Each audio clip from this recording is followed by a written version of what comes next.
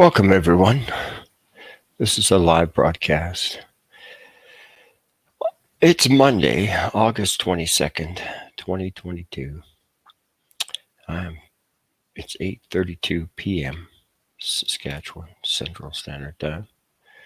I went today to Regina, 1815 Smith Street, to the courthouse. And I was going to ask, and that's what I did, was ask at the clerk's office for my court dates, because seriously, I have a lot of paperwork. My court dates, just wasn't quite certain of. So I went to the desk, to the clerk's office, the clerk, the counter, the front there, to ask for my court dates. I left the courthouse and I was being followed. I'm being followed. So the rare thing is that I took my phone with me to the courthouse. But I was at the courthouse for a little while, and as soon as I left the courthouse, I was being followed. And I was thinking, man, there's somebody following me. So as I was riding my bicycle through Scar Street Mall, down the mall, into Victoria Park, a young man was sitting on a bench, and he had a guitar. And he said, "Hey, what's your name?" And I said, "What's up?" And he said, "What's your name? I'll sing you a song." And I said to him, "What songs do you sing?" And he said, "No, just tell me your name." And I'm like, "Well, my name's Dale Lakeman."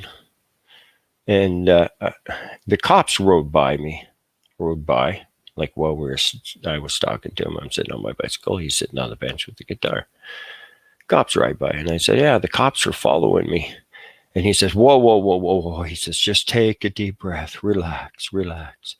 Like he just goes into some kind of "I'm a holy man, listen to me, I'm controlling your mind, you're in a Zen state," all kinds of okay, young person that has no clue of what's going on. He looks at me, and I could tell that he was thinking I was some kind of a drug addict or something, and that he was going to sing me a song and make my life so much better because his wisdom was so much, inspiring from his native upbringing, blah, blah, blah. I could tell that it was a fucking put on, right? It was a put on. It's a joke. And that's what he is. As a young kid, it's a joke. Sadly, if it was any kind of a person that had any wisdom, he would have listened. People with maturity listen. When they talk to you, they listen and they accept what you're saying. But he's just like, "Oh, breathe," and all this. He's freaked out. I said, he says, "The cops aren't following you. You're paranoid." I said, "I'm not paranoid. Like, you don't know me, but I just told you my name, Dale Lakeman. I'm the cop watcher. I'm a cop watcher guy. That's what I do. It's because I went to the courthouse. It's because they felt threatened at the courthouse, or something triggered them, and they phoned the police. And they're behind me. That's what happened." But the kid, all knowing, all wise, fake, total fake, because he's a young kid that doesn't really have anything experience. Okay, so I'm sorry if you're offended by this, but this is the truth. When I was a young kid, I thought I knew it all too. I thought I could tell adults what to do, and I was wrong. Totally wrong. Some of the things that I said to some of the people that worked for my dad. God, I should have had my ass kicked by them, but I was my dad's son. They worked for my dad. I'm sorry. I treated some of his employees like shit. But I was a smart-ass kid. I learned my lesson. I grew up. So some people, whatever. And he said he starts interrupting me still. And I said, "Hold on. If you talk to a person, you have to take the time to listen to him. Just listen to what I say. Have a great day," I said to him. I says, "What songs do you sing?" He wouldn't answer the question. He's just still "Oh, the cops aren't following you." And I'm like, "Man, I mean, you should know. You're a native person. You're a First Nation person." Actually, I said native person. That's the truth. Because I was brought up that way. So anyways, but he went rambling on, and I said, "That's okay. See you later. See you later." And so that's the thing. So the thing is that these videos that I'm about to show you prove that the cops were following me and the cops were harassing me. And this proves it, right? The videos prove it. If it wasn't for the videos and it wasn't for the actions of the police, then you could say, Dale, you're paranoid. The cops weren't harassing you. But for the way that a person moves when you see them, it gives them away as to what kind of intentions they have. And this was stalking. They were stalking me.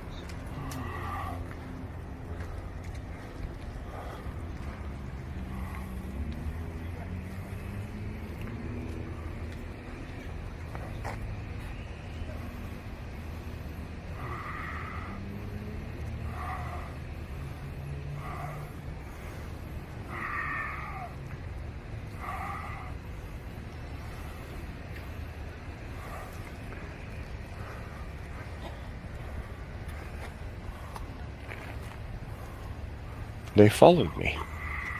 And they were stalking me. And when I turned my camera on, that's the only thing I have to protect myself. These guys, they could have jumped me. They could have beat me up. They could have done anything. And if the law was legitimate or the undertaking was legitimate, these guys, by rights, they should have just turned around and taken my phone. But there is no legitimacy to the undertaking at all. All they can do is harass me. That's all they can do. If they touch me, that's going to be assault. There's no question about that. And what they've done to me by charging me with filming in public is harassment. That's all it is. Pure and outrageous harassment and a violation of my rights in Canada from being harassed by police. That is exactly what they did to me. There are drug addicts that are robbing people. How are you? And I'll tell you, Good. How are you doing? these guys Good to see you. are spending a lot of time I'm filming these me guys and because they're harassing following me around. They're circling like sharks, and right? threatening me. I They're wish circling someone like sharks. would become my legal witness. They feel it's not your right to film them, but it is your right to protect yourself with a camera, right? It's not right to be violent towards people for no reason. I don't think They are it's violent towards me for no reason. right. You That's know what I true. mean? I don't think So it's they've been right. following me.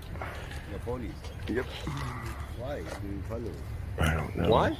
anyone that would I report really on corruption, my be friend. able to say I put the corruption on them. that they're not stalking They've me. attacked me several there. times, wrongfully And arrested the only me. reason that they are not talking to me, they didn't talk to me. They saw my phone.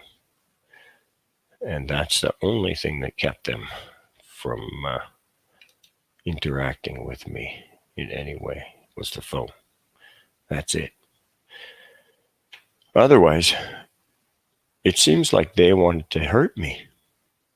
If you saw people, citizens, doing that around you like that, you would phone the police and you would say, these people are circling around me. These two men on bicycles are circling around me. And this is because I went to court. I just went to court to get those dates, right? That's all it was all about right there, is getting these dates. That's what it's about, guys, right there. I went to the courthouse and I asked them for that because I'll tell you, I wouldn't want to miss my court date. That's honest fact. I can't remember. Like, that's why they're relying on time to pass, on my memory to not be accurate. And the thing is that I know accurately that they broke the laws.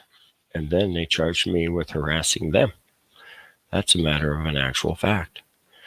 And by associations, they're police officers. And by associations, They they're are sketchy. legal They are sketchy. 212, they're sketchy. That's why they do it together. And that guy there, that guy is that guy, right? They are sketchy. 213. They're sketchy. See that guy right there. So you see the back, that guy with his back, right? That's that other cop. And I forgot to upload my stills. I forgot to upload my my screenshots. I'm sorry about that. I apologize. But that's that same cop that did the fire. He was trying to solicit the firefighters for for something. What did he say? He said, "Is he harassing you?" I think that's what he said to them, right? If you remember, I think that's what he said. I think he said, "Is he harassing you?" That guy, right? That's what he said.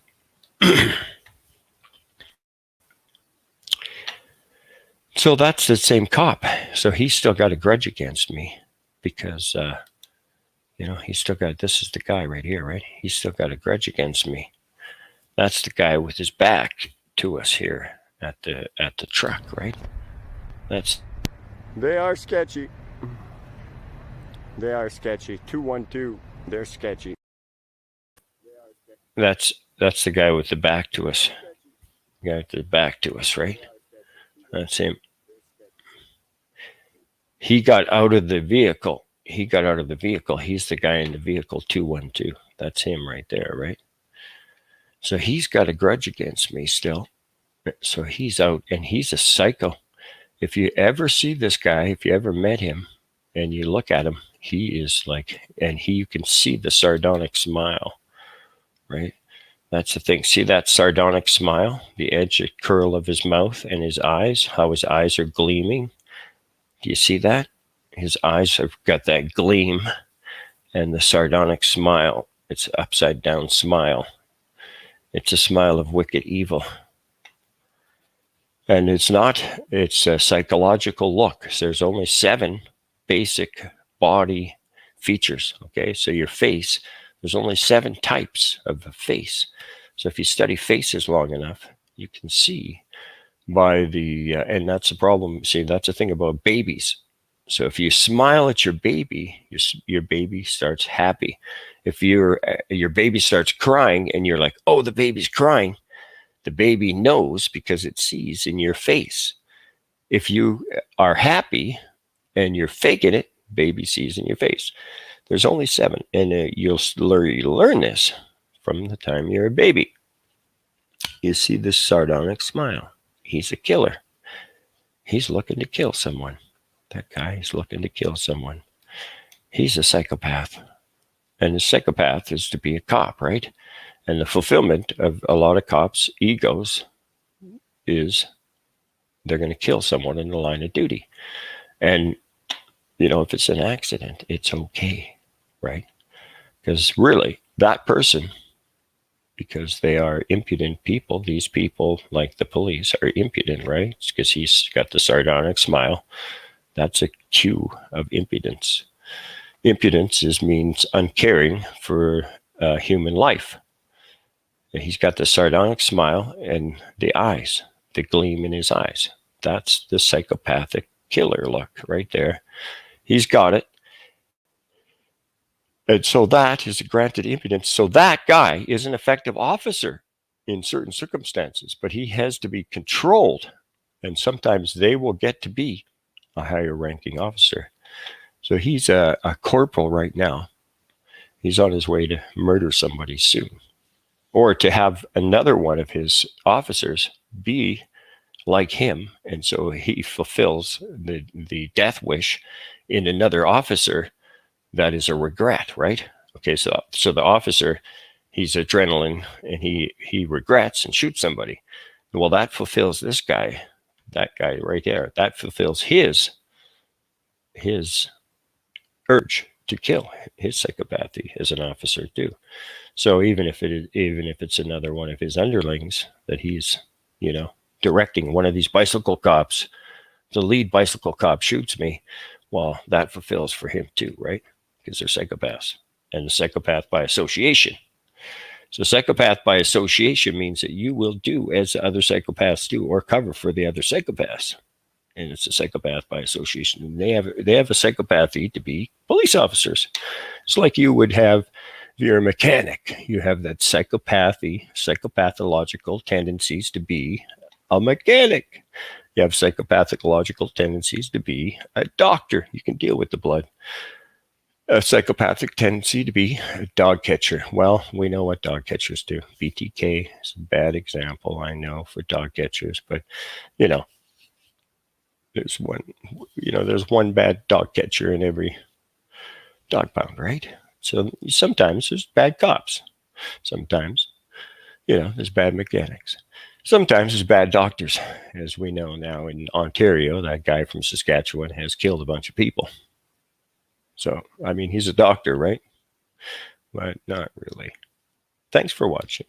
I hope you enjoyed, and I hope you think about what I just said. Not all cops are good cops. Not all cops are bad cops. Not all people are good people. But the majority are fantastically great. And I love you because you are one of those great people. Thank you